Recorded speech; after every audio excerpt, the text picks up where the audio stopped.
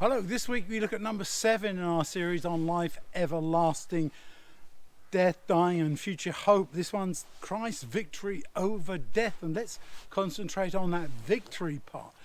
All too often in Christianity there's been the emphasis on the death, but, and I like Chuck Scriven's line on this, without the resurrection the cross is just another piece of bad news. And for all those people who died by crucifixion in the time of the Romans, that was their standard way of dealing with people in terms of the death penalty, they wouldn't have been impressed by saying, yeah, we believe in somebody who was crucified. I'm sure that wherever Paul and the other evangelists went, they would have found many other people saying, yeah, we've got plenty of those ourselves. Lots of people were crucified. The whole point is, it's Christ's victory over that. After the crucifixion comes the resurrection, and that is what we need to be focusing on. And so as we look at our material for this time, we look at Matthew's Gospel, we look at John 10. How about this, when Jesus says, this is why the Father loves me, because I lay down my life so I may take it up again. No one takes it from me. I choose to lay it down. I have the right to give it up, and I have the right to take it back.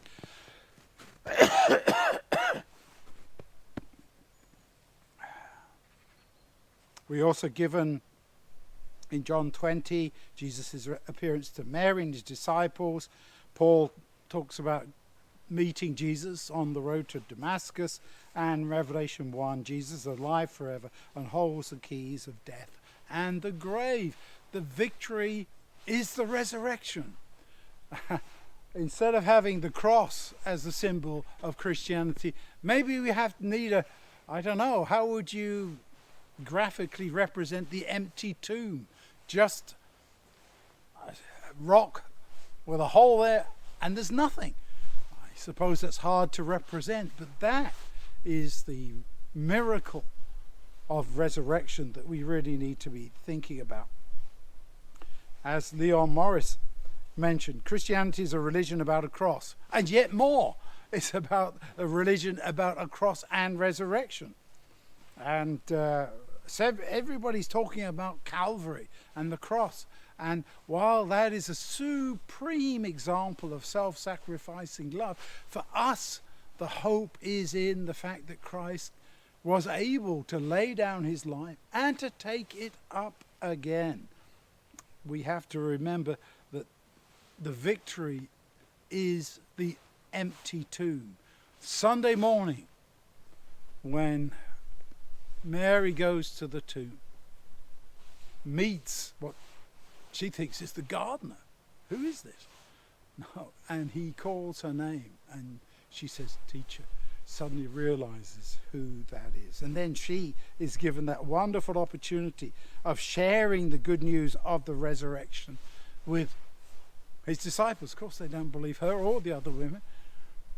But eventually, Jesus appears to those disciples in the upper room and shares with them the glorious good news that he is risen from the dead, and that they can too, and that we can too. This from Ellen White.